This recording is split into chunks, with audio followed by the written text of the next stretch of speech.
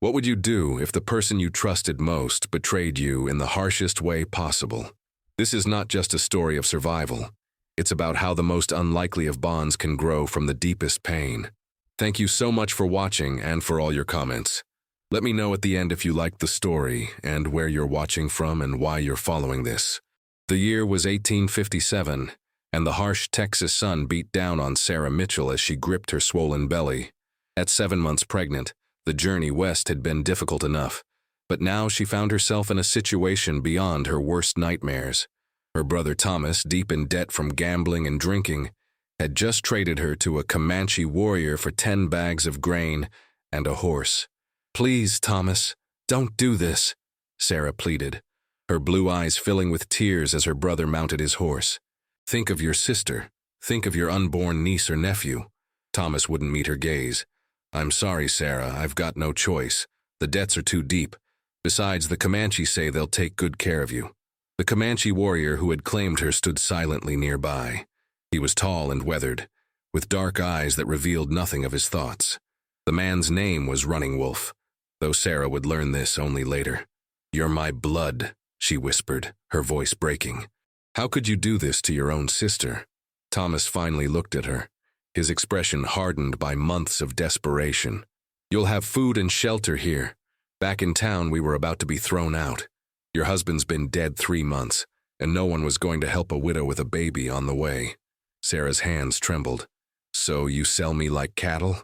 "I made a deal with Running Wolf. He lost his wife in the winter. He needs someone to help around his lodge. He promised you won't be harmed." As Thomas rode away, Sarah felt her world crumbling. She was alone, pregnant, and now the property of a man whose language she couldn't speak, whose customs were foreign to her. She sank to her knees in the dust, watching her brother disappear into the distance, the last connection to her former life vanishing like smoke. Running Wolf approached cautiously. Though she couldn't understand his words, his gestures made it clear she was to follow him. With no other choice, Sarah rose unsteadily to her feet. The Comanche camp sprawled before them as they approached. Dozens of teepees arranged in a half-circle, with children playing and women working at various tasks. Many stopped to stare at the white woman with the swollen belly who walked behind Running Wolf. "Please, God," Sarah whispered to herself, "help me survive this. Help me protect my child." Running Wolf led her to a teepee at the edge of the camp. It was larger than some of the others, with painted symbols she didn't recognize adorning its exterior. He gestured for her to enter. Inside, an elderly woman sat mending a leather garment. She looked up when they entered, her weathered face revealing surprise, then understanding. She spoke rapidly to Running Wolf, who responded calmly. "My mother, Many Stars," Running Wolf said in broken English, surprising Sarah. "She help you?" The old woman approached Sarah, touching her pregnant belly with gentle hands. She smiled, revealing missing teeth, and spoke words Sarah couldn't comprehend. "She say baby strong," Running Wolf translated. "You safe here." Sarah wasn't sure whether to believe him, but the old woman's kind eyes gave her a flicker of hope. "Thank you," she managed to say. That night, lying on a bed of furs, Sarah wept silently. She thought of her dead husband, Michael, who had died of fever just 3 months prior. She thought of her brother's betrayal, and she thought of her unborn child, who would now be born in this alien world. Yet even in her despair, exhaustion claimed her, and she drifted into an uneasy sleep. She dreamed of her childhood home in Virginia, of green meadows and the sound of her mother's voice. When she woke for just a moment, she forgot where she was. Then reality returned, and with it came the morning sickness that had plagued her throughout her pregnancy. She barely made it outside before retching. To her surprise, Many Stars was there, holding her hair back and offering a skin of water when she finished. "Thank you," Sarah said, taking the water with shaking hands. The old woman nodded and pointed to the rising sun, then to Sarah's belly, making rocking motions with her arms. "I don't understand," Sarah said helplessly. Running Wolf appeared at the tippy entrance. "Mother say your baby come with new son, new life." Sarah placed her hand protectively over her belly. "My baby isn't due for 2 more months."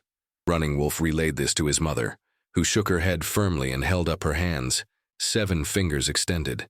7 weeks, Running Wolf translated. "Mother knows these things." Sarah wasn't convinced, but she had more immediate concerns. What is to become of me here? Am I your...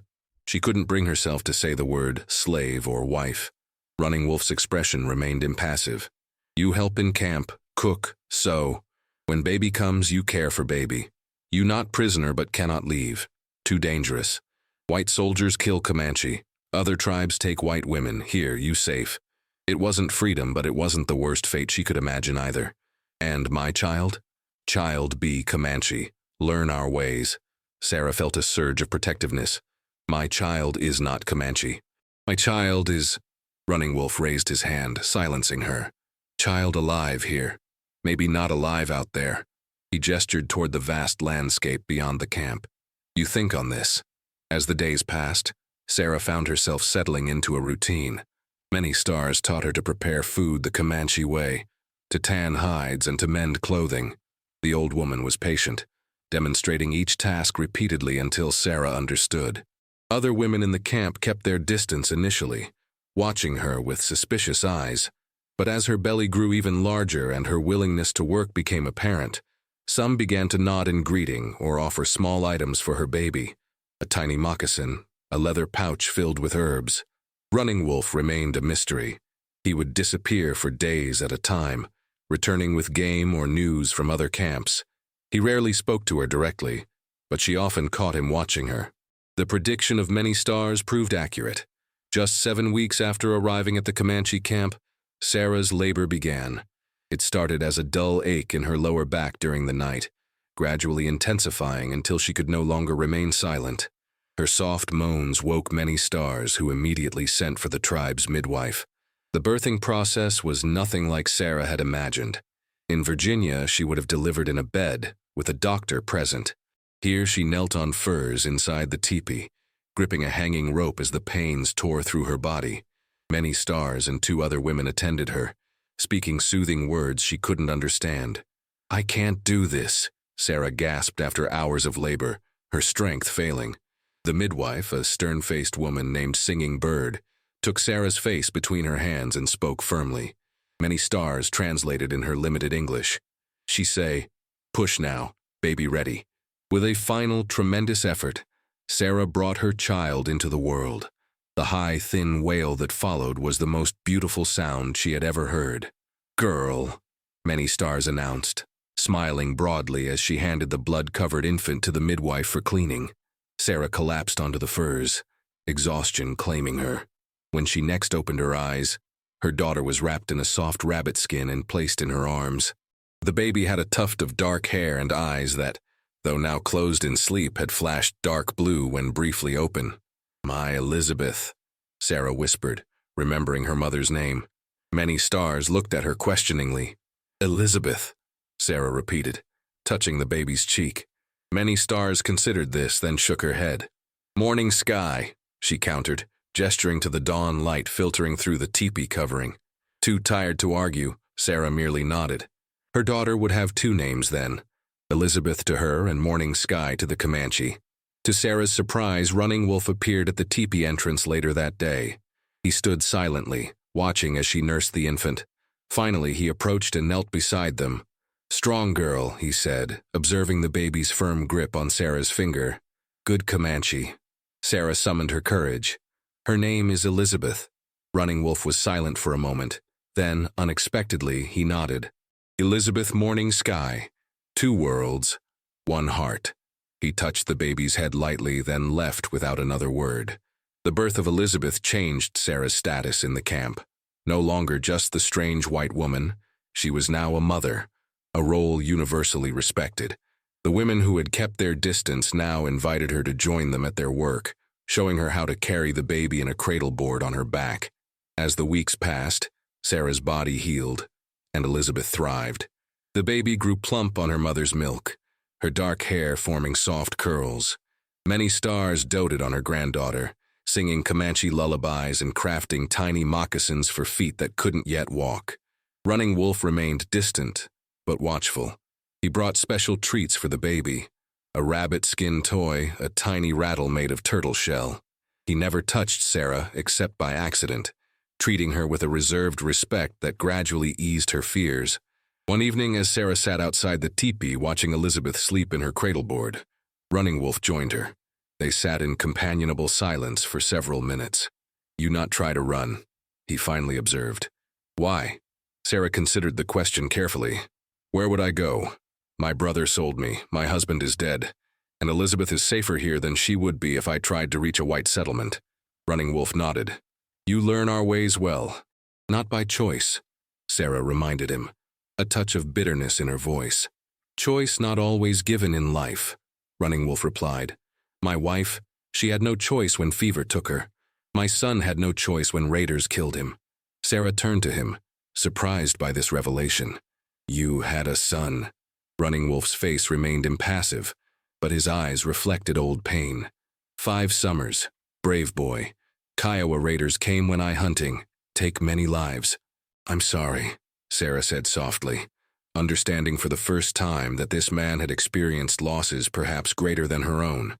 "Life continues," Running Wolf said simply. Now Elizabeth morning sky brings new hope.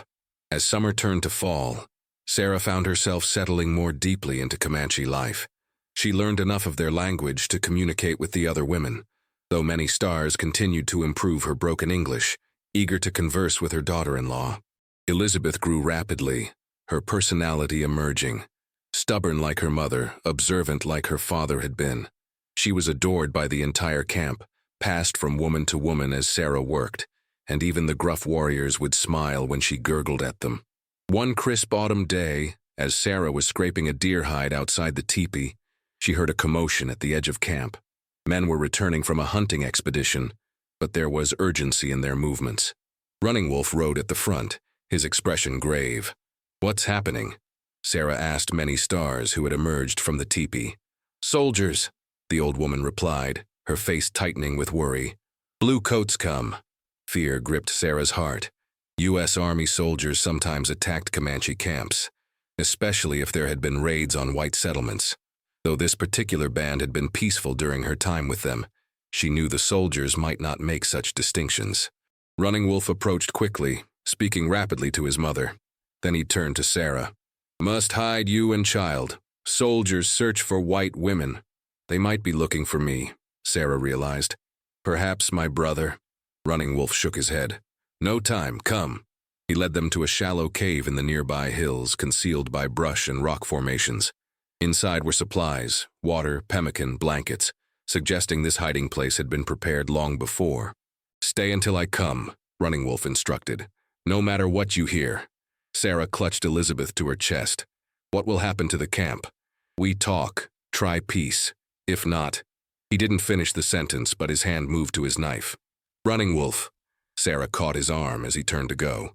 "Be careful." Something flickered in his eyes. Surprise, perhaps, at her concern. He nodded once, then slipped away into the gathering dusk. Hours passed. Elizabeth slept in Sarah's arms, oblivious to the danger. From their hiding place, Sarah could see the camp in the distance. She watched as a company of soldiers approached, their blue uniforms stark against the landscape. There appeared to be a parley, with Running Wolf and several elders meeting the officer in charge between the two groups. The discussion seemed to grow heated. Just as Sarah feared violence would erupt, a familiar figure rode into view, conferring with the army officer. Even at a distance, she recognized her brother Thomas. "My God," she whispered, "he's looking for me." The conversation continued for what seemed like hours. Finally, the soldiers withdrew a short distance, making camp within sight of the Comanche. Thomas remained, entering Running Wolf's teepee with several elders. Night fell and Sarah huddled with her daughter in the darkness of the cave. Should she reveal herself? Would Thomas take her back to civilization? And did she even want that anymore? Elizabeth stirred and began to fuss, hungry and uncomfortable. Sarah nursed her, mind racing with possibilities and fears. What life awaited them if they returned to white society?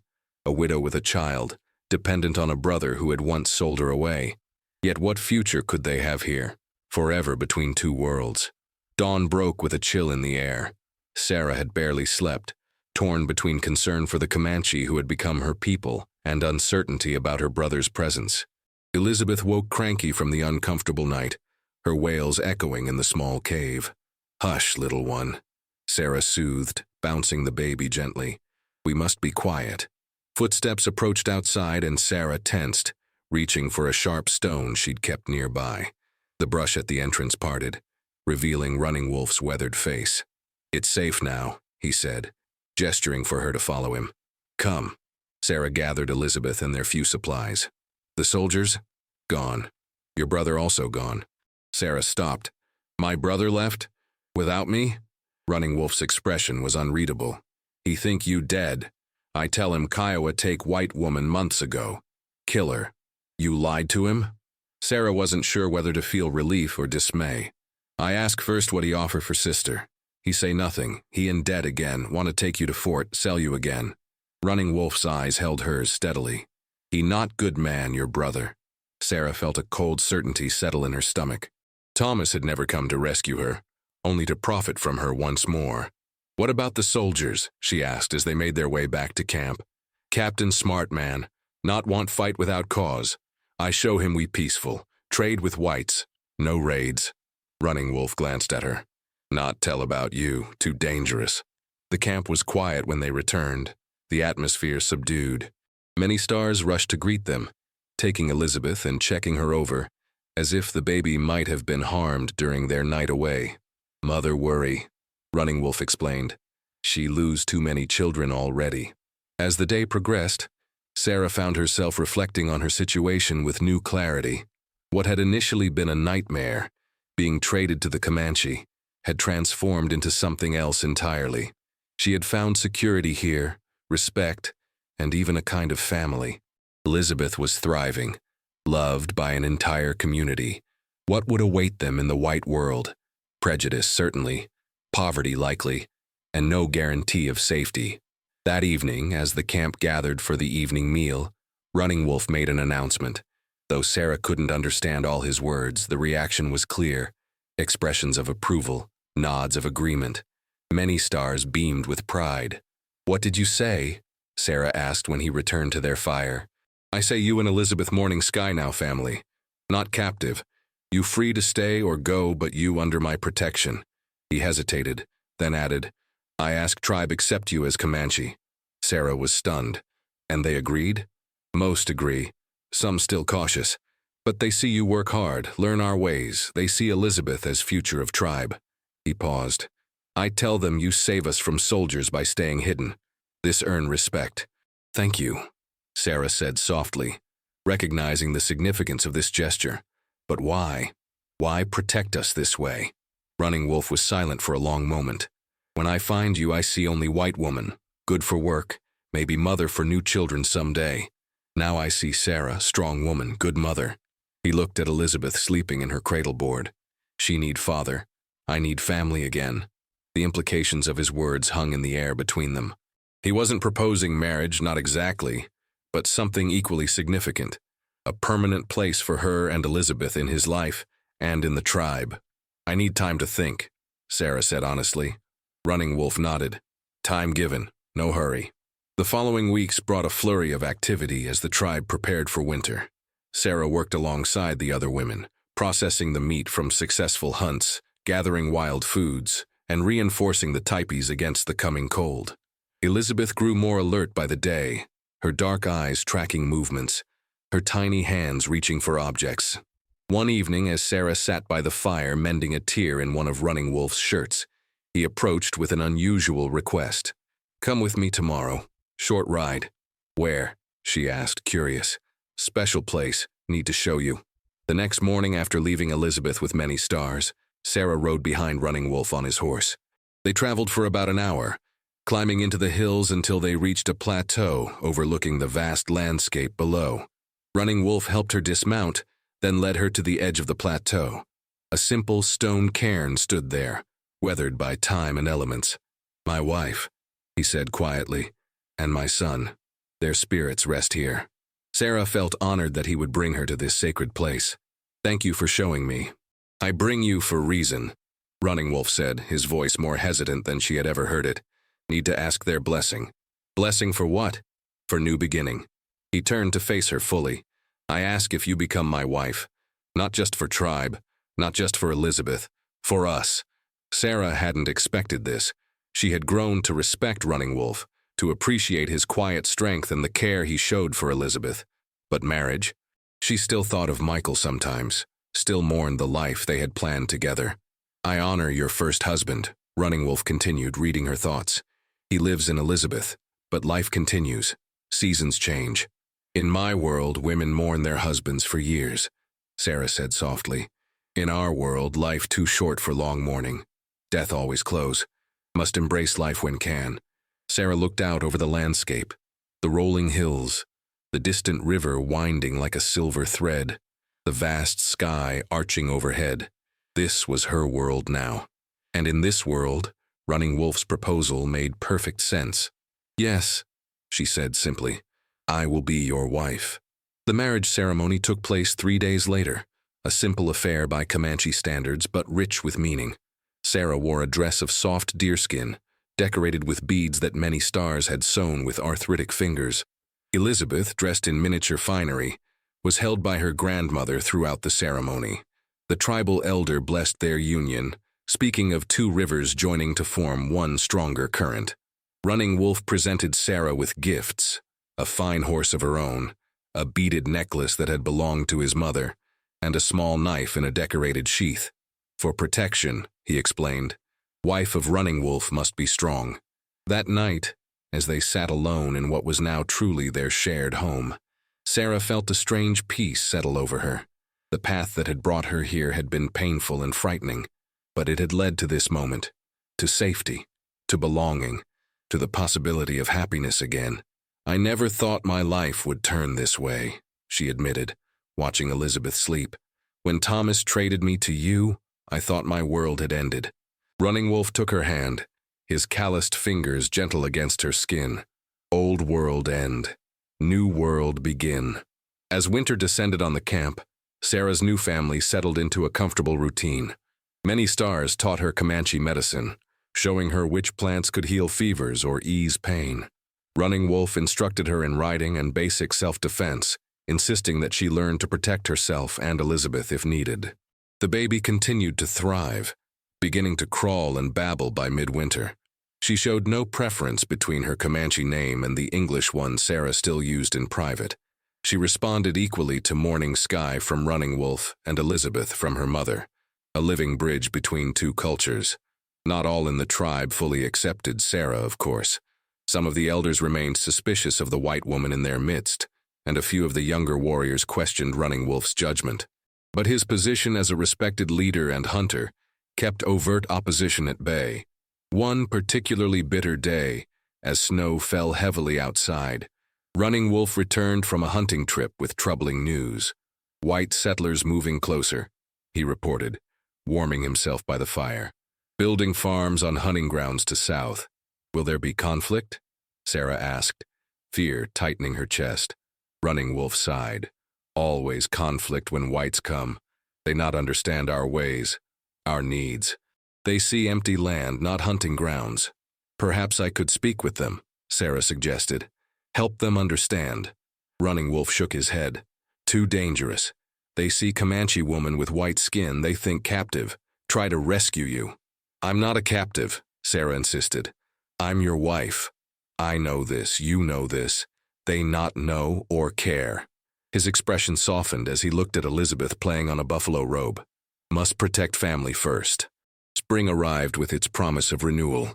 The snow melted, wildflowers carpeted the hills, and the tribe prepared to move their camp to summer hunting grounds. Elizabeth, now nearly a year old, was taking her first tentative steps, lurching from her mother's hands to Running Wolf's outstretched arms. She's strong like Comanche, Running Wolf said proudly as Elizabeth giggled with delight at her new mobility. And stubborn like her mother, Sarah added with a smile. Their happiness, however, was shadowed by growing concerns. More settlers had arrived during the winter, establishing homesteads and small settlements on traditional Comanche territories. The tribal council met frequently, debating how to respond to these encroachments. Some young men want to fight, Running Wolf told Sarah one evening. Drive settlers away. And you? She asked, knowing his opinion carried significant weight. Running Wolf stared into the fire. Fighting brings more soldiers. More soldiers bring more death. But doing nothing, he sighed heavily. This also brings death slowly. Sarah understood the impossible position her husband faced. The world was changing around them, and the Comanche way of life was threatened no matter what path they chose. "What will we do?" she asked. "Council sends me to speak with White Indian agent at fort," Running Wolf replied. "Try to make new agreement." Fear clutched at Sarah's heart. "The fort is dangerous for you." "Must try peace first," he said firmly, "for Elizabeth's future." The next morning, as Running Wolf prepared for his journey, Sarah made a decision. "I'm coming with you," she announced. Running Wolf looked up from saddling his horse, surprise evident on his face. "Too dangerous. I speak their language better than you. I understand their ways." Sarah stood her ground. "They're less likely to harm you with a white woman present. And Elizabeth? She stays with your mother. We'll return in 3 days." Running Wolf considered her words, then nodded slowly. "You brave woman, Sarah Running Wolf." The journey to the fort took a full day of hard riding. They camped for the night in a sheltered canyon, and Sarah found herself nervous about seeing white people again after nearly a year with the Comanche. "What will they think of me?" she wondered aloud as they sat by their small fire. "They not understand," Running Wolf said simply. "See only what they expect to see." "And what is that?" "Captive woman, savage husband." His voice held no self-pity, only a pragmatic assessment. "I'll make them understand differently," Sarah vowed. Fort Richardson loomed before them by midday. The American flag snapped in the breeze above log walls that seemed simultaneously imposing and fragile against the vast landscape. Running Wolf tied a white cloth to his lance as they approached, a universal signal for peaceful intentions. Soldiers on the walls spotted them, and Sarah could see the commotion their arrival caused. A small party rode out to meet them, rifles ready but not aimed directly at them. "State your business," the sergeant in charge demanded, eyeing Running Wolf with suspicion. "My husband comes to speak with the Indian agent," Sarah replied, her English feeling strangely formal after months of limited use. "We represent the Southern Comanche Band." The sergeant's eyes widened at her clear speech and appearance. "Ma'am, are you a white woman?" "I am Sarah Running Wolf, wife of this man," she said firmly. "We come in peace to discuss the new settlements on Comanche hunting grounds." The soldiers exchanged glances, clearly unsure how to proceed. Finally, the sergeant nodded. "You'll both need to surrender any weapons before entering the fort." Running Wolf handed over his knife and tomahawk without protest, though Sarah knew how vulnerable this made him feel. She similarly surrendered her small knife, hoping their good faith would be recognized. Inside the fort, they were led to a small office where a harried-looking man introduced himself as James Wilson, the Indian agent. He stared at Sarah with undisguised curiosity. "Mrs. Running Wolf, is it?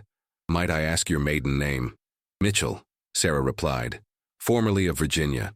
"And you're here of your own free will?" Wilson asked, his tone suggesting he found this difficult to believe. "I am my husband's partner in all things," Sarah said firmly. "We've come to discuss the settler encroachment on treaty lands." The negotiations that followed were tense and often frustrating. Running Wolf outlined the agreed boundaries from previous treaties, while Wilson explained the government's position that the lands in question had been opened for settlement. "These are our hunting grounds," Running Wolf insisted. "Without them, we cannot feed our people. The government is prepared to offer additional rations at the reservation," Wilson countered. "We not go to reservation." Running Wolf's voice remained calm, but Sarah could sense his anger. "Our people die there of sickness and hunger." As the afternoon wore on, Sarah found herself increasingly acting as both translator and mediator, clarifying positions and suggesting compromises. Her unique position, understanding both cultures, proved valuable, though she felt the weight of responsibility heavily. By evening, they had reached a tentative agreement. The Comanche would allow settlers in certain areas in exchange for guaranteed hunting rights in others, plus trade goods and medicine. It wasn't ideal, but it might prevent immediate conflict. "We need to present this to the tribal council," Sarah explained to Wilson. "Of course," the agent agreed. "Return in 2 weeks with their decision. Meanwhile, I'll instruct the settlers about the proposed boundaries." As they prepared to leave, Wilson drew Sarah aside. "Mrs. Running Wolf, I feel obligated to ask, if you wish to return to white society, arrangements could be made." Sarah looked at him steadily. "My home is with my husband and daughter, Mr. Wilson. I appreciate your concern, but it's misplaced. Wilson seemed taken aback but nodded respectfully. Very well. I must say your situation is most unusual. The world is changing, Mr. Wilson, Sarah replied. Perhaps we all need to adapt in unexpected ways. Their return journey was quieter, both processing the day's events. They made camp earlier than planned, both exhausted from the tension at the fort. You spoke well, Running Wolf told her as they sat by their fire. Strong words. I'm not sure it will make a difference, Sarah admitted. The government has broken treaties before. This time different, Running Wolf said. This time we have Sarah Running Wolf to speak for us. There was pride in his voice that warmed her heart. I just want Elizabeth to grow up in peace, she said softly. To know both sides of her heritage without having to choose between them. Running Wolf took her hand. This our fight now, for her future. They returned to their camp the following day to find all well. Elizabeth squealed with delight at seeing her parents, taking wobbling steps toward them with many stars hovering protectively behind her. The tribal council met that evening to hear Running Wolf's report. Sarah sat beside him, speaking when asked about the Indian agent's demeanor and the soldiers' attitudes. The elders debated the proposed agreement late into the night. In the end, pragmatism won out over pride. The council authorized Running Wolf to return to the fort and finalize the agreement, with certain modifications they felt would better protect their interests. It won't solve everything, Sarah cautioned as they prepared for sleep that night. But it gives us time. Time valuable, Running Wolf agreed. World changing too fast. In the weeks that followed, the agreement was finalized. It wasn't perfect. The Comanche ceded more territory than they wished, but it established clearer boundaries and secured promises of non-interference in their remaining hunting grounds. More importantly, it positioned Sarah and Running Wolf as important intermediaries between the two cultures.